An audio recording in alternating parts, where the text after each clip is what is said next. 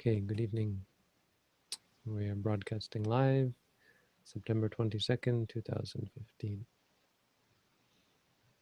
Today we have a quote on solitude. It's actually, again, a fairly long passage. Maybe I'll ask Robin to read the verse for us at the bottom. Oh, just the bottom part? Yeah, and then we can talk about the story. Sure. In this matter, both mighty beings agree, the enlightened sage and the elephant, with tusks resembling the poles of plows, both love the solitude of the forest. It's lacking something, no? The English? Yeah. Makes more sense with the whole verse, with the whole upper part. Well, it's also much more poetic in the Pali. Let's hear the Pali. Etang nagasanagena isa dantasa hattino sameti chittang chittena yadeko ramati mano. Actually kind of rhymes. But another important part of this verse, etang nagasanagena, it's a play on words that you totally miss. He does a fairly good job getting the sense of it. But I was trying to figure out the grammar. It's colloquial. It's not an easy grammar, but Nagasanagena means the Naga and the Naga, basically. Or the Naga agrees with the Naga, basically. And so it's a play on the word Naga. Naga can mean man, or it can mean, elephant. It can also mean a snake, but right. But it's often meant to be um, like an elephant of men, that kind of thing, or a great hero kind of thing, Naga. So the Buddha is often often refers to Buddha as the Naga. So the Naga and the Naga, the Naga of a human and the Naga as an elephant, agree, sameti. That's the first part. Itang Naga sanagena. In this, the Naga with the Naga. And then Isa Danta Sahatino. And Isa Danta is another play on words. Because Isa, I think,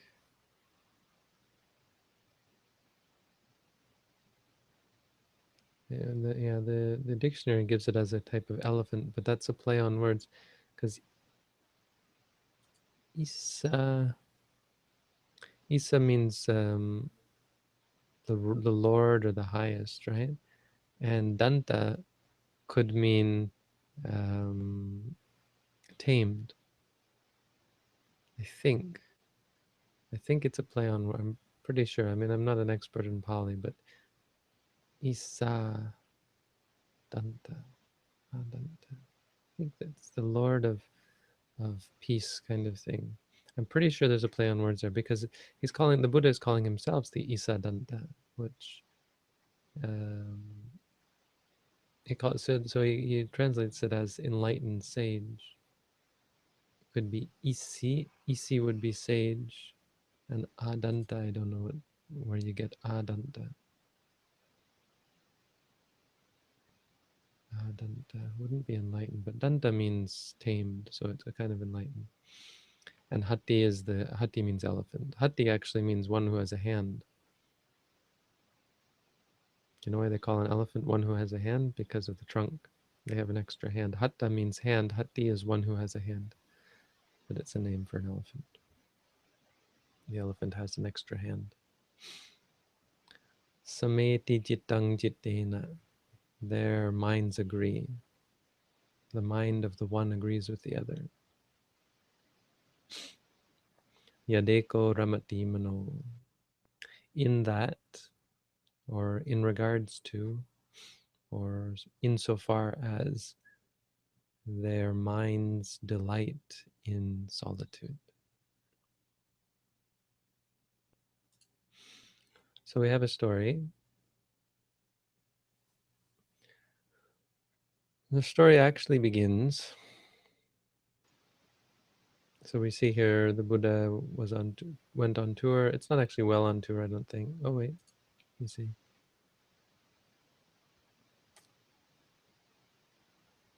Yeah, well on tour. I'm not sure where he gets that.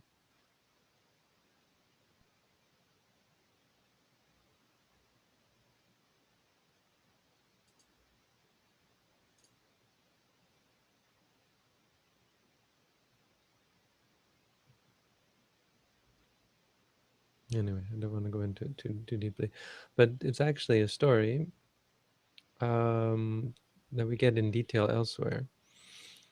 There was this monastery, Kosambi.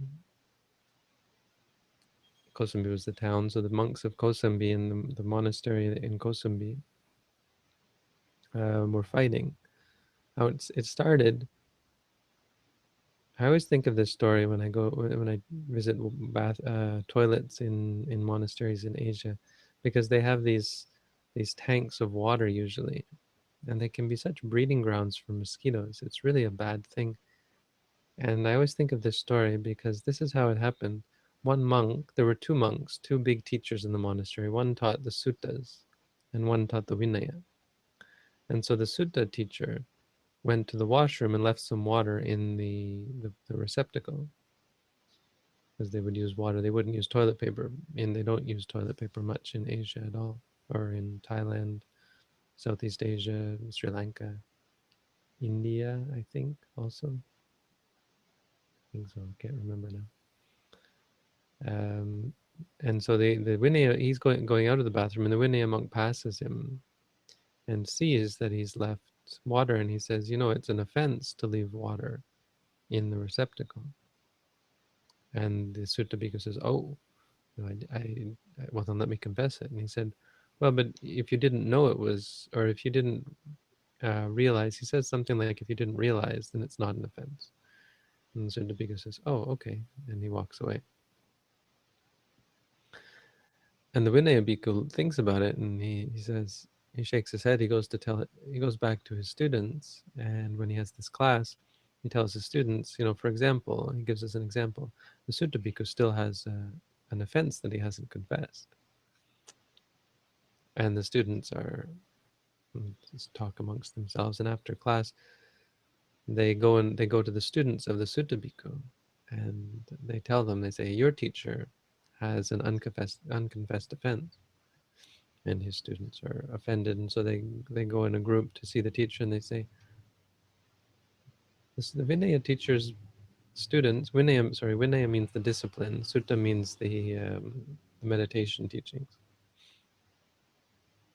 So the Vinaya would be more into the rules, and the Sutta teacher would be more into meditation practice. So these guys go to their teacher and say, the Vinaya teacher students say you have an offense because you left the water in the receptacle.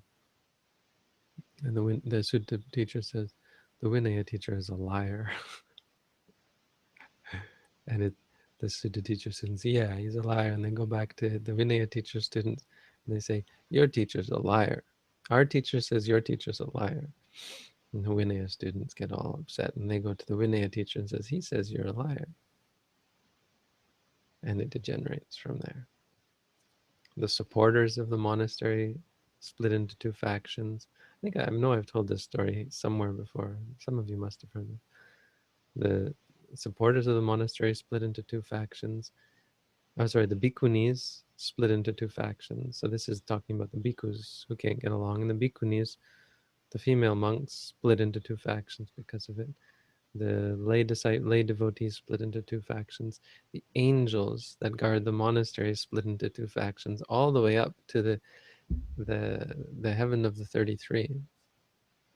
Like all the levels of heaven split into factions over this. Who's right and who's wrong? And the Buddha tries to calm them down and tries to get them to let it go, come back to harmony. Harmony is more important than who's right, who's wrong. So I always think back to this about, if only these people, don't they read the Vinaya that they keep this water in the receptacle? It's a very dangerous thing to do.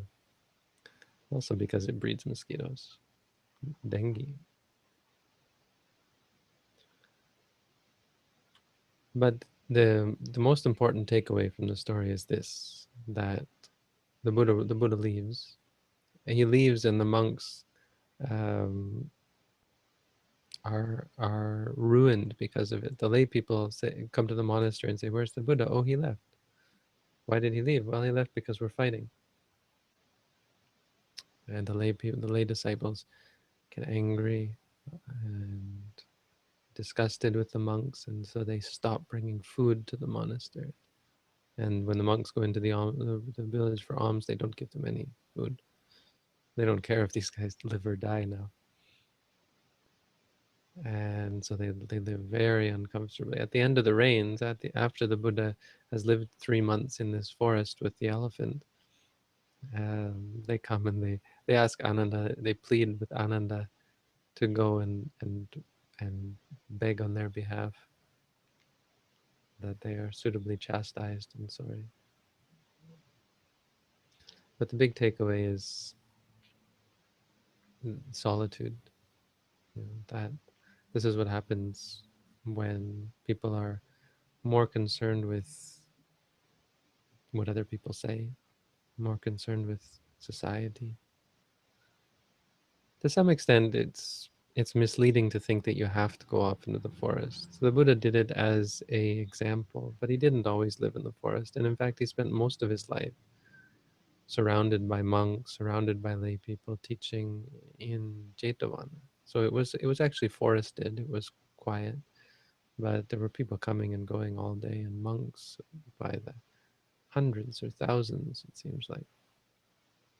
So it was certainly a busy place, and the Buddha certainly wasn't alone. But so it's kind of misleading, the idea that you have to go off and live alone in the forest, because that's not at all it. I was walking, I got off the bus today and I looked around at the city and I just thought, this is nothing. It's not a trap, you see. The city is, I can't explain it. It was just, it's not a trap. It's not busy. It's only busy if you get involved, if you get caught up, if you're worried. Just being in school today, in class today, we had our first tutorial in philosophy. We're looking at Descartes. And I sat with a group. First of all, they had us pair off, and we had to introduce our. It's like going back to high school, public school. We had to introduce our partner to the class. So if we had to talk to them, and we had to just briefly tell what program they were in, what their name was, and that's about it. But my partner is from Nigeria. It was pretty neat talking to him. He's been here 3 years, and he's going back to Nigeria after. He didn't seem to take the class all that seriously. I think many people don't. It's tough. It's tough dealing with Descartes. He's really dense. And if you've done meditation, it helps because it really is meditation that he's doing. I always thought it wasn't, but he is kind of doing an insight meditation practice. It's not Buddhist, but he's very much in the beginning, anyways. In the third meditation, he goes off his rocker, but in the first two meditations, he's very much into this experience thing. The idea of you can only be sure that there is the experience. You can't be sure that you're actually seeing something, for example. But the point I wanted to make, um,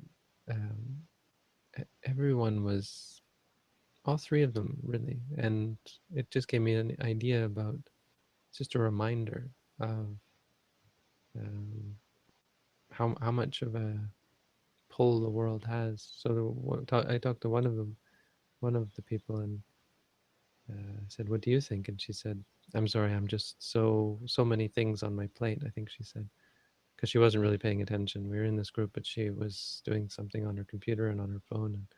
And I mean, I'm not critical. It's just it made me think that potentially she has issues, like troubles that she's dealing with. Um, and I was thinking of, sometimes some of these people aren't able to afford textbooks, you know.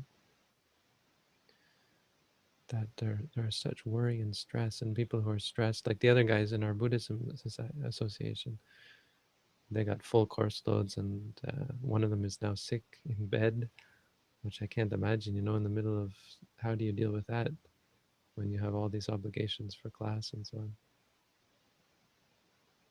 I mean, this is just a small, teeny tiny part of the world, but this is the trap. The real trap is in the mind, when you're worried and concerned about things.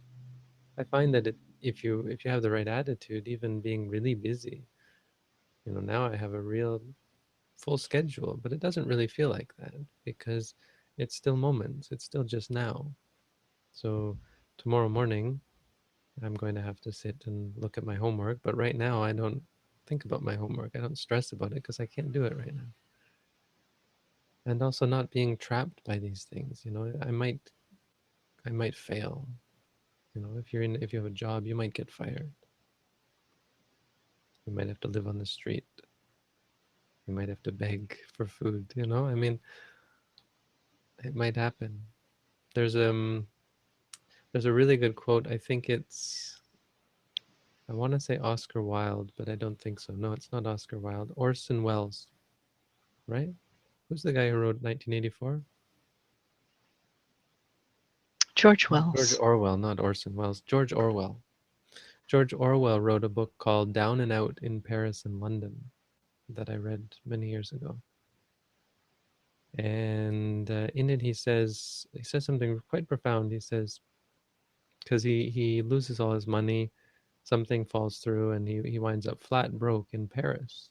I think London as well, but I think the part I was reading, I didn't read it all, read was in Paris. And he says, basically, when you get to it's a paraphrase, but he says, when you get to the bottom, it's such a relief, because you can't fall any further. At the very least, there's nothing to lose, right? And that's kind of the feeling that you come to. But it's not dependent on circumstance. It's just that when you're at the bottom, and this is why it's great to be a monk, because you're forced into it. I was freaking out once because I didn't have soap, laundry soap. And I'd been doing my laundry. This was many years ago in Thailand. Freaking out. I had no money and no soap, because monks used money, and for a few years I used money as a monk, because they all do. But I had no soap, and I thought, what am I going to do? And then it just hit me. I was like, well, then I'll just wash them without wash my clothes without soap. What are you going to do? Um, when I was a layperson living in Stony Creek, I think it was one of the few days where no, that's not true. But I remember a day where I went without food. I had no money. I was a layperson, but wasn't working. I was in school, and everything was so expensive, books and tuition and food, that was one day I didn't eat. I just went without food, and it was emotionally trying for someone who had always had enough food to eat. It's but it's so relieving afterwards, when you let go, when you have nowhere to fall. As a monk, I've gone without food, gone with very little food, gone with just sweets. I remember going on alms round in Jamtong, and everyone likes to give you sweets, so you get like some candy and some more candy, or rice sweets. It sounds like trick or treat, not alms round. I mean, yeah, yeah, certainly not nutritious, but it is a very important attitude to have. Anyway, how it relates, this is not exactly what's being talked about, how it relates to the quote, to the story. Um, Real and true solitude is the state of mind. So the Buddha didn't leave because he was surrounded by people. He left because people didn't realize this, because people's minds were in the wrong place. And you can't be around people whose minds are in the wrong place. You can't help them. You can't interact with them. So you just naturally leave. It's the path of least resistance to leave, not to stay. It's the proper thing to do. But solitude is something you can find anywhere. It's called Chitta Viveka. Kaya Viveka is useful, it's important, it makes it a lot easier. But if you really get the meditation practice, you can be in solitude anywhere. Solitude means means alone, right? Something like only, solo, singular. But another meaning of this is not just alone as a person, but alone as the moment and the time and space. Not thinking about the past and the future. It's not how we normally think of as solitude, but when you isolate, solate, right? Probably the same word. You isolate the moment. You isolate the here and now. So now I'm sitting here. So many times we get caught up in past and future, right? Worrying about what we did and what we have yet to do, worrying about things that are elsewhere. This isn't isolated. We haven't isolated the present moment. We're not in solitude. But you can be in a crowd of people. How do you deal with a problem? And people always ask, how do I deal with this? How do I deal with that? There really is only one answer. That's to be mindful. Whenever you're in a situation, I don't know what to do. First thing you should think, be mindful. When you're mindful, the problem is gone immediately. You feel yourself loosening up, less tense, breathing easier, your headache, um, reduced headaches, relaxed, alert, aware, calm, confident, happy, peaceful, useful, friendly. So we had this religious studies lunch today.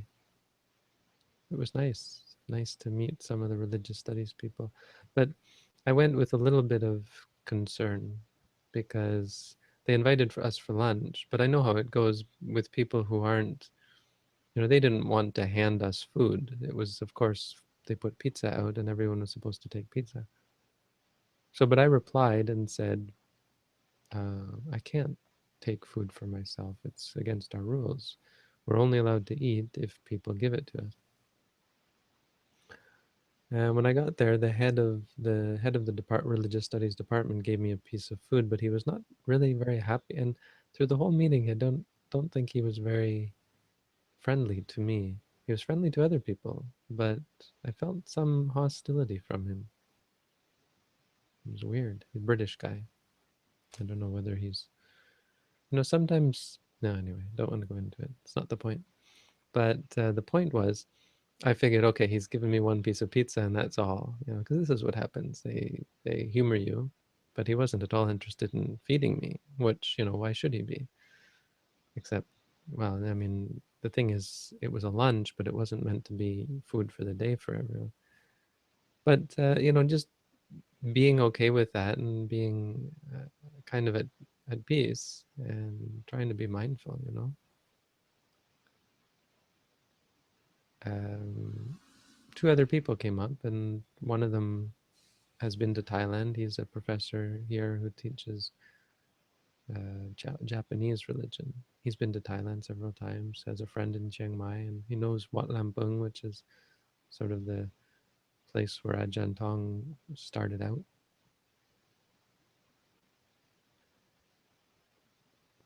And he gave me like 3 pieces of pizza and some raw vegetables and stuff, just without me asking or even complaining or anything. He just said, "Oh, would you like some more?"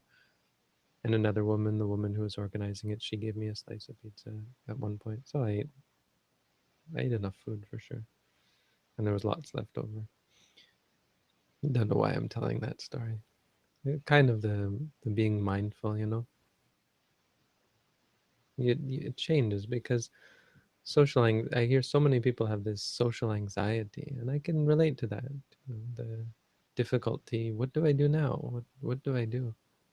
It's not easy as a monkey, especially. Oh, everyone's looking at me, wondering what I am. It's funny. I just assumed people would say, "Oh, look, there's a Buddhist monk," but that's a ridiculous assumption. People wonder, Why is he wearing that costume? Is it a prank? Is it a joke? Is this a frat initiation? Is he a Hare Krishna? Is he trying to, is he gonna do kung fu?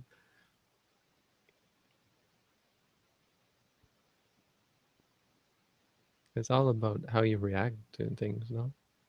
It's all about how you. I realize we all look at each other. It's not just me they're looking at. We look at each other and we judge each other. Maybe your skin color is different. Maybe you're tall. Maybe you're short. Maybe you're fat. Maybe you're thin. We look at each other probably too much. We worry about what other people think, right? I'm so concerned. This one monk calls the other monk a liar, and suddenly it's the most important thing in the world that someone said something about you, you know? I guess they didn't ever hear the sticks and stones will break my bones. But it's amazing, no? How we can become incensed by a few words, how we can destroy friendships, destroy harmony, how we can destroy ourselves by taking things to heart, taking things too seriously. Anyway, that's all I have to say about that. You have any questions? Let's see.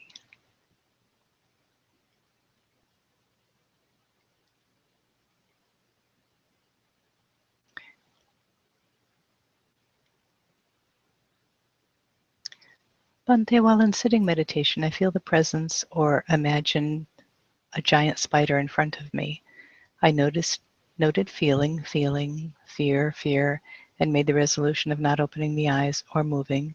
But as the fear was great, I took refuge in the Buddha, Dhamma, and Sangha and started sending metta. Was this the proper way to go? That sounds fine.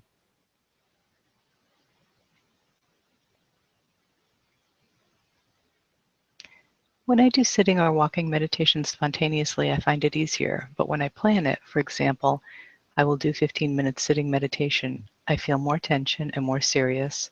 So I note tense, and am less mindful. Am I doing anything wrong?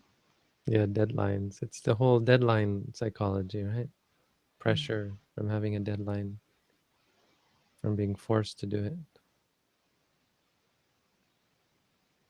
it. I mean, it's useful for that reason because it helps you to overcome it. If you're forced to do 15 minutes or forced to do a half an hour, it forces you to let go of that. This tension comes from the being forced, having an impulsion to do something.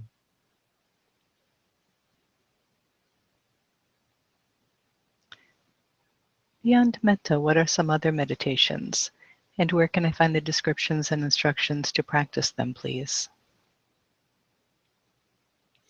Are you not are you not interested in the meditation that I teach? Why don't you practice that one? It's the best one. After reading the Start, descriptions of some of those in the Visuddhimagga, I mm, would have to agree. start practicing vipassana and we'll talk.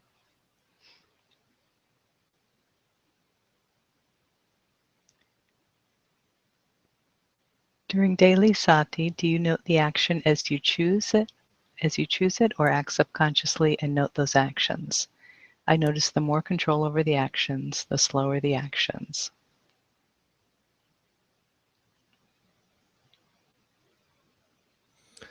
Well, choose isn't you, it's a process. It's a little bit more complicated than that. So you can acknowledge intention when you experience the desire to do something. You can even acknowledge that wanting to walk, wanting to wanting to reach, wanting to speak, wanting to stand, wanting to lie down.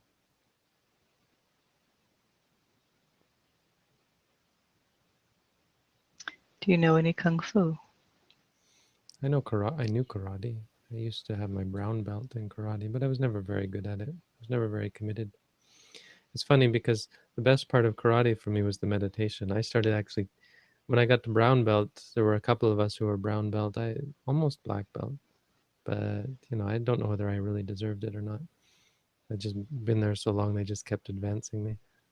Um, but once we got up in the levels, he would give us the when the sensei was away, he would let us teach, and I started incorporating meditation. So after or before some we did our all of the exercises and punches and stuff, I would have everyone do meditation lying. I think they would lie down and then they were like, "Whoa, yeah, that was awesome, thank you." I was a meditation teacher way back then. um, but I never quite got the reason I was doing karate is because I was afraid of being bullied in high school. Never really helped. When you were having them do the lying meditation, was it like a guided meditation? Were you speaking? Yeah. I was speaking. It was an orange. I think one of the senseis had taught it to us. So we'd imagine an orange, and then you peel the orange, and you take the slices one by one by one, and I think you maybe eat a slice or something. I don't know, but it was a visualization technique. Nice. Yeah, I mean they weren't Japanese people. Our sensei was one sensei was French Canadian, and the other one was just kind of like he was a bit of a redneck actually. I mean, he was in this a hillbilly, I guess you say. I don't know what the correct term is, but he was just more into fighting and uh, sparring and stuff. If all your food must be given to you, where do you get it? Does it come from donations to the monastery? Well, see, you have to be careful how you phrase this because it's not like we have all this food. The point is, we only eat if we get, under the assumption that we may not get. We're not assuming that food will come, and we're not depending upon daily meals. I've kind of gotten into having daily meals just because, yes, people do support me. They want me to keep teaching, and so they feed me. Not that arduous, I don't think, to keep me alive, not with such a large group. So we're kind of bending the rules, I think. I don't think it's breaking the rules. Oh, and this is, I wanted to show you. Please don't do this. Thank you for sending this to me, but I don't want this. I don't want to see this on a subway card. That's not proper. I mean, it's not, I'm not um, the kind of person to get all offended by it, but there are a lot of Buddhists who would be, I think, offended by this. It's just not proper to put someone, and I know the intention was pure, so I'm not discounting it, but I think what we sometimes miss in the West is respect. I find that, people respect what I do here. I'm not talking about you guys actually, I'm talking about people I meet. They respect what I do, but they only respect me as an equal.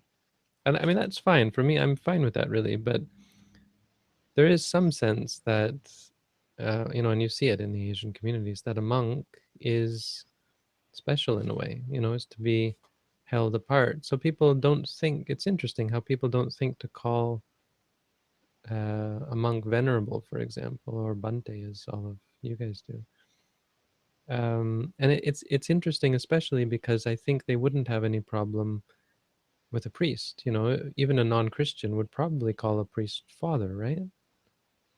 You wouldn't just call him, "Hey, Bob." You'd be Father Bob, I think. I mean, I guess radical atheists wouldn't go for that, but or militant atheists. Um, but certainly, I think there's. I think Buddhism gets a little bit because Buddhism is associated with kind of hippie is, this kind of thing. It's kind of a new agey sort of thing. And so there's less respect. If someone, like I don't expect it, but there is something, to respecting your teacher, and it's definitely a Buddhist tradition. I mean, if you go to Wat Rampung, the head monk there, or not the head monk, but the system there, they drill it into foreigners because they know this. They have them.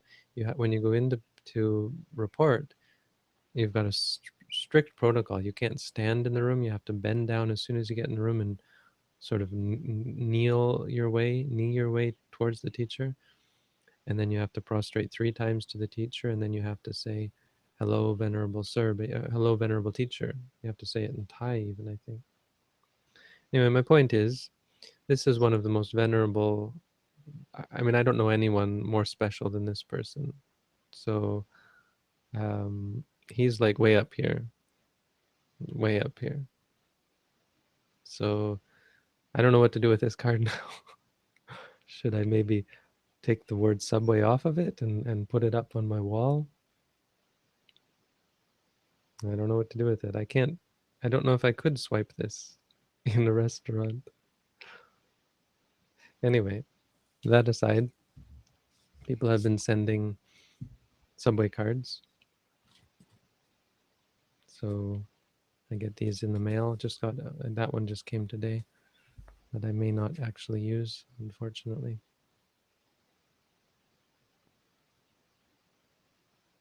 Maybe I could scrape. Maybe I could cut it in half. Take the front layer off. Anyway, it's kind of. I mean, I know this is kind of. It's just a card, right? And it's just an image, but it's the thought that counts, And the thought was that this should be an image of my teacher, which is a nice thought. It's just, no, I think this is something we should not do. Please don't put monks on subway cards. Well, thank you for clarifying to all of us, because I mean, it's a whole new world, honestly. I mean, Yeah. and what is respect and what is disrespect? It's a little hard to figure out. Like you know, a person could have thought that that was a great respect to put someone up, not thinking that it's a subway card, but just to honor someone by having them be the featured picture or something. So thank Yeah. you for kind of straightening us out. But I think we have to be more conscious than that. I mean, it's something that we aren't that conscious about. Protocol, I think, Mm-hmm. but protocol is useful because it encourages respect. Protocol in and of itself is useless, right? We have to bow at this time. It's just bending your head, right? But having the bending of your head, or the not putting, you know, religious texts on the floor. Like, I often give people my book, and then they put it on the floor, and I think, it's not really proper protocol, because that's not very respectful to put something that has the Buddha's teaching in it on the floor. I would never do it. But again, it's just protocol. It's not that it's just higher or lower. It's all concepts, right? But there are certain conventions that, because I mean, even we talk about associating. Suppose you have Buddhist monks on a Coke commercial, right? Or there were these Buddhist monks. My mom told me, on a Kleenex commercial. Some Tibetan Buddhist monks on a Kleenex commercial. I mean, associating Buddhist monks with corporate images. I think people get that. If you think about it, it's not that hard to get that it's crass to have a Buddhist monk, or even someone pretending to be a Buddhist monk, drinking Coke. I don't think that's happened, but just for the taste of it or whatever. So that, I mean, this isn't that hard, I think, to understand. Is you've got Ajahn Tong promoting Subway, but I mean, it's not, but it kind of is.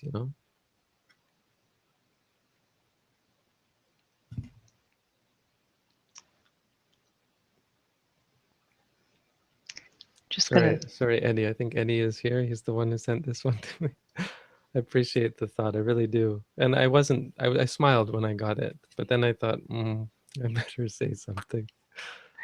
Well, That's, Ryan has a suggestion. Bante, maybe they could transfer the balance from that card to one of your other cards. if it was a Tim card, yes, Tim cards you can do that. Subway cards, maybe, but I don't think so. Tim Hortons has this transfer thing. I should call up Subway and say, I got a problem with your cards. Someone sent me a card that is, well, I mean, suppose someone put a naked woman on it, right? There is this kind of category where you could say this card, it's not appropriate. Would you be able to transfer it for me? That's interesting. Maybe I could do that. And they might have some mechanism in place because probably someone's broken their card, cracked it, and then it wouldn't swipe or whatever. And so they might have something. I'll let you know if I can figure that out. Or if someone Yeah. else could figure it out, let me know. And then I'm just going to skip a meditation question to just stick with this for one more question. Um, are prepaid credit cards appropriate to use at a supermarket? Okay, if I register this card, it looks like I can transfer. That's interesting. Hmm. Yeah, so I have to actually register. That's what I haven't been doing. If I register online, I think I can put all my cards together, then just And turn it on. then you'll have just the one online. The what? You'll just have one online with all the balances from all the different cards. Well, it'll be an actual card, but that one card will be, hopefully, if that works. I'll see about that. Okay, maybe there is a way. Yeah. Don't despair. Anyway, I don't want to make the person feel bad about it, but just I think it bears explaining and protocol. You know, there are we are best to observe certain protocols, not become obsessed with it, but like the people I talk to and the people I live with are get incensed over it. Not incensed, but are really disappointed in this sort of thing. Like a Buddha image. People were telling me how they sell Buddha images, like the Buddha image we got downstairs. Well, one monk actually just bought one for me and gave it. But Buddhists have been telling me they just keep these Buddha images on the ground, in their warehouse, like amongst all the other things they're selling, and that's not respectful. This is like our master, our Lord. He's way up, the Buddha. We hold them above our heads.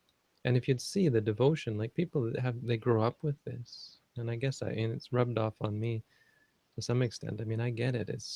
What does it mean to respect someone so greatly as we respect the Buddha? You just naturally want to put them up high and not sort of not put them in any position that would lessen them. Because what do you think the impression people get of a Buddha image in the floor of this warehouse, right? People walking around, oh, the kids playing with it, touching it. There was when I was in Thailand, there was this big scandal that came out. Apparently, there was some pornography site that had naked topless woman behind a Buddha statue, and it was just a huge deal. And there was a bikini. Someone had a bikini with a Buddha on either breast. You know, totally. Just makes people very upset about it, disappointed at least. What else? I think there was something else. Oh, the Buddha bar. The whole they had this bar that they called the Buddha bar, and I think people are kind of weary of fighting it or getting upset about it, but and then it varies from country to country. In Thailand, they're big on wearing a Buddha around their neck, and Sri Lankans are disgusted by this. They say you don't put a Buddha around your neck. That's the Buddha, which I was surprised me because I hadn't thought about it. But I agree with them. I think, yeah, why are you putting the Buddha around your neck like a dog collar or something? And it really people lose respect. Some people do it respectfully, but it's become such a commodity where you put the Buddha around your neck. Why? because it's supposed to protect you from physical danger and physical harm. That's not what the Buddha's for. He's not like your magical charm. Anyway, if I said Oh, that in Thailand, I would get booed off the stage. I wonder if it's, doing like the Christian tradition of wearing the cross around your neck. Yeah, absolutely. But Christians don't have this problem. Christians I've seen have no problem dropping their Bible on the floor. I once commented on it. I said, "Oh, I wanted to say, don't put," and he said, "Oh, what, you got a problem with me putting it on the floor? I don't follow those conventions." Or in Christianity, it's all about, and he's right. It's not about putting something higher or lower, but out of respect for our teachings, we don't put them on the floor. It's a protocol. It's a convention designed to encourage respect, designed to keep us mindful. You can't just throw your books around, put your shoes on top of your books. Um, just putting, what was I thinking? Yeah, you put them where you walk, right? Oh, that's not putting your shoes, but stepping on them or stepping over them. Like Dhamma books, we don't even step over them. If there's a books with the Buddha's teaching in it, you wouldn't even walk over it. Certainly not ever touch it with your foot. Because feet are considered quite lowly in Thailand anyway.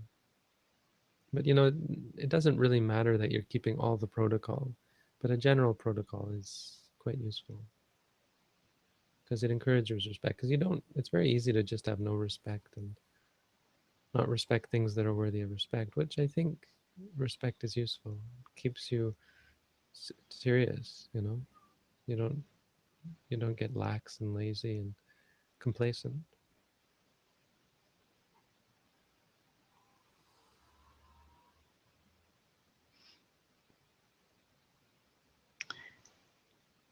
And there was a question about prepaid credit cards. Are they appropriate to use at a supermarket? So, see, that's sort of what these are, right? Yes, the idea, the defense is that the money has already been paid by someone else. So no money ever exchanges hands from in the point of view of the monk. So taking that card to the store is just using up the credit, not actually engaging in a monetary transaction, not technically. So because there was this case in the Buddhist time where they would have meal tickets. So all the monks would get a meal ticket when it was just too chaotic for hundreds of monks to go on alms round in a city. They would organize it. So each house would take a monk or a few monks, and so one monk would be in charge of handing out tickets, and each monk would get a ticket, and that ticket allowed them to go and get food. So my defense would be that it's kind of like a meal ticket. I know it's not quite, but considering most other monks have just started using money, I think I'm doing pretty well. You're doing very well. But if someone gave you a credit card to use as a supermarket, that does create another complication because you cannot cook, correct? Right. Well, no, there's lots of good food that you can eat raw at a supermarket. That would be awesome, really, if that worked. Oh, okay. Because there's such health. Problem with these fast food places is none of the food's really that healthy. But in a supermarket, I would know exactly what to eat that was the most healthy. And then you get into the question of, well, isn't that kind of defeating the purpose of not obsessing over food? Yeah, it starts to get a little complicated when you've suddenly got this whole supermarket. But I think technically, using the same argument, you could say it's fine. In fact, being picky about food isn't necessarily wrong. The Buddha was was uh, was said to have praised it at one point, but he praised it in a kind of a backhanded sort of way. This monk was separating his alms food into the healthy stuff and the not healthy stuff. And the monks were ready to criticize him, thinking, why isn't he just, eating whatever he's given? They thought that was the way to go. And the Buddha praised him. He said, but the way he praised him is he said, yes, this monk has always known the difference between what is good for him and what is bad for him. And he told a story about how in a past life, this monk knew what mind states were good for him and what mind states were bad for him. So he redirected the conversation. But he wasn't critical of this monk. In fact, in a backhanded sort of way, he praised him. So there certainly isn't this sort of eat whatever you're given, even if it's poison and going to kill you and give you diabetes and heart disease, which a lot of monks fall into. There's plenty of monks with diabetes and heart disease because they eat what tastes good. It becomes an excuse. Oh, well, I've got to eat whatever they give me. You should be very careful with food, I think. I mean, not obsessed with it, but you want to be useful and healthy, you know? So I think there's an argument to be made there. And it would be so easy for me just to, I don't know. But it doesn't seem like the grocery stores have this sort of card thing, at least not food basics. Well, the person asking was talking about a prepaid credit card. So what they have is, in various stores you can buy, it's actually a prepaid Visa card, for example, or a prepaid MasterCard. So when you give that to someone, they can use it anywhere that takes MasterCard or Visa. Whoa. See, that starts to. No, see, the problem there, I think you have to cross a line there because that's two companies. See, prepaid means you've prepaid Visa. You haven't prepaid the store. The defense, the reason why be we can potentially defend, and I'm sure there's many monks out there who would, you know, denounce me for even suggesting this, but that you've already paid that company. So if we pay food basics and then go to food basics with the credit. So like in Thailand once there was a restaurant and someone I know gave them 3,000 baht and told me if I ever want to go for lunch there, I can just go because they've already got the money. I mean, that's the concept here. That company already, if you give it to Visa and then you take this Visa and go there, you are telling Visa to give them money. You are engaging in a financial transaction, I think. So no, no good. And that even if you can see the difference because then anywhere I want to go, anything I want to buy, it is financial freedom in a way that this idea isn't. Like I've been given a Subway card, someone wants me to, someone has paid Subway to let me eat at their restaurant. It's a little bit shady or it's a little bit vague because each Subway is owned by and operated by individuals. So I don't know. It's a gray area. Bante, what are the name of the supermarkets in your area? Metro and Food Basics? Just food basics. Just Food Basics? Metro Okay. is the old one. It's the same company, but they've downgraded to food basics. Okay. It might just be worth it. Yeah, I can just look into whether they have some sort of a line of credit or something that, you know what I mean? Some stores, they'll let a person start an account, and then if that account is paid off. So in other words, if someone wanted to send, Maybe the kosher deli would do that. They seem like the kind of place that would do that. yeah, if someone sent, an amount for you to use, Mhm. they might work with that. Of course, they're Jewish, and having a Buddhist monk go in there is probably not high on there. I could tell them my name is Noah Greenspoon. It's a very Jewish name. Okay, more Yeah, questions? that's worth looking into. Yes, there was a meditation question here, which we should probably not skip. Mm. Can vipassana meditation lead to jhana? There are two kinds of jhana. Vipassana meditation leads to the vipassana jhanas. I recommend reading the Saleka Sutta commentary by Mahasi Sayadaw.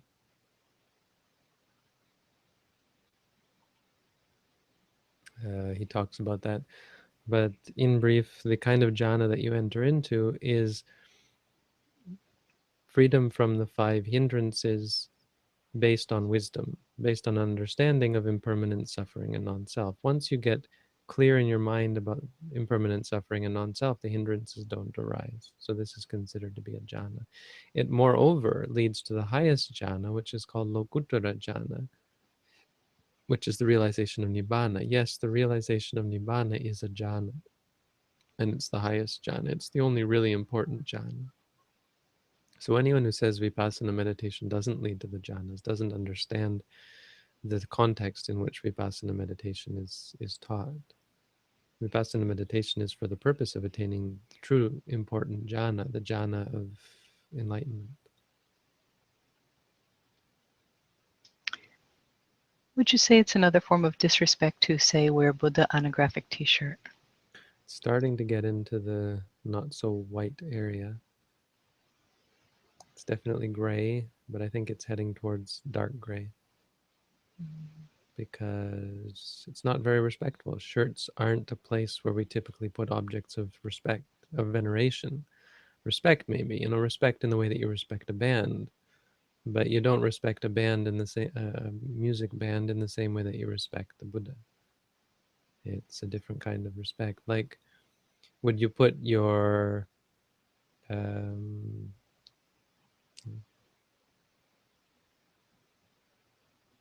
I don't know. We might even, but it's kind of like putting your university professor on your T-shirt. If you walked into class with your university professors, he or she probably wouldn't be all that impressed by it. It's kind of like, what the heck am I doing on your T-shirt? It's kind of, you know, I mean, it's not exactly the same thing, but you kind of get the idea.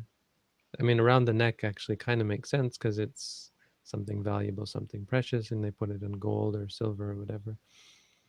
But T-shirt's starting to get a little bit off.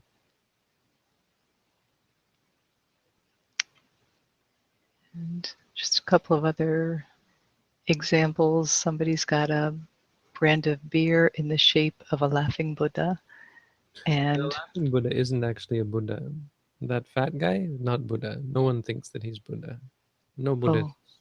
no Buddhists think that he's No Buddha, but Buddhist, no, non-Buddhists sometimes do.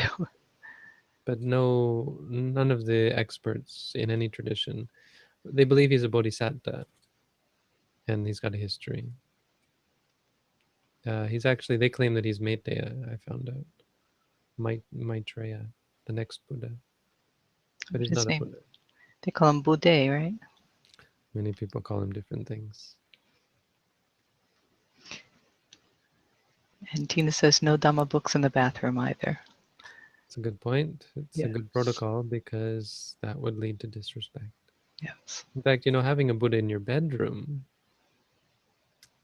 often not the best thing to do. It's people who put, like a lot of Thai restaurants that serve alcohol have a Buddha image in them, which to me is quite disrespectful. Mm, What you gonna do? Any recommendations for a Buddhist to get through high school with sati?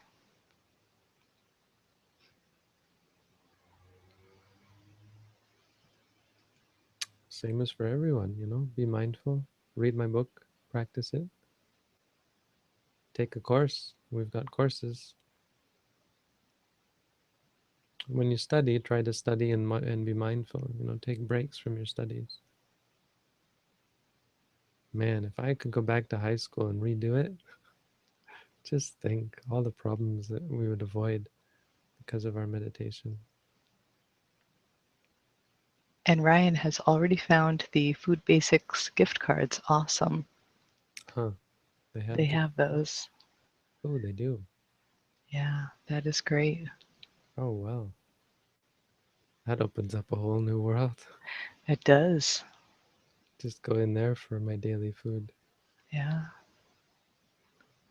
I'll put a link for that in the comments of the video too, in case anybody watching afterwards might like to Well, I have all support this you in that way. information on my wish list. Hmm. Wish list. Where is that?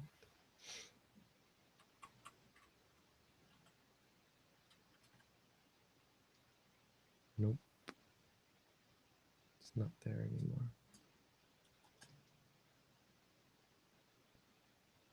Oh, the link isn't even there.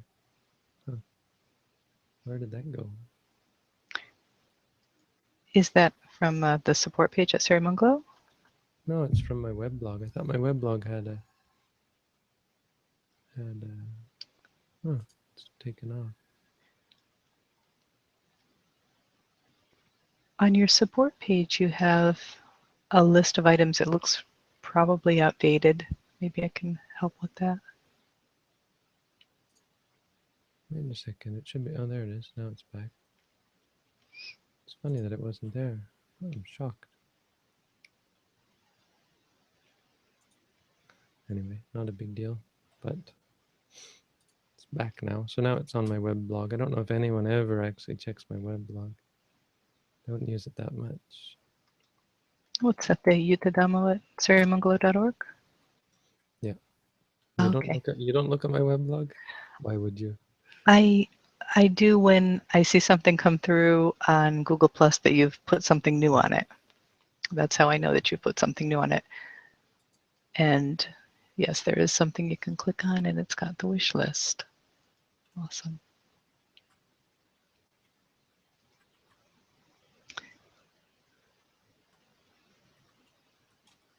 I'm gonna put food basics as preferred. Should I do that? No, whatever. Not preferred. That's at the top of the list. Yeah, that sounds like a healthy option. Oh, they have to purchase Oh, gift cards at checkout? okay. So it has to be done locally. Well, that Williams Fresh was like that as well, but Tina found a way to call them, and I think she called them and arranged for one, and then you were able to pick it up. Did that work out? But Food Basics is a big soulless corporation, I think. Oh, well, we can check into it. I think we're caught up on questions on the website. I had one question that we were trying to figure out earlier today. Is the webcam up all the time at the monastery? I think it's up now. I turned it off. Right now, it's probably just showing a black screen. And if it's black, something's wrong because there's a limitation that if the image gets too small, it won't show it. Okay, because we were trying to figure out if it was up all the time, and I think I saw Aruna in there meditating earlier today. Probably. But now, yeah, now it won't even show because it's taking images, but they're all black. And because they're all Oh, okay. black, the script says those images aren't big enough. Because I got a problem with half images, but we won't have that problem now. So you just let people know that if you're in this room, you might potentially be broadcast to the internet? No, Well, all all without any asking of permission. I've got a mosquito in my hand that I have to go let out. But okay. anyway, I guess that's all for tonight. Okay. Let Thank you, Bante. Yeah, thank you, Robin. Good night, Good everyone. night.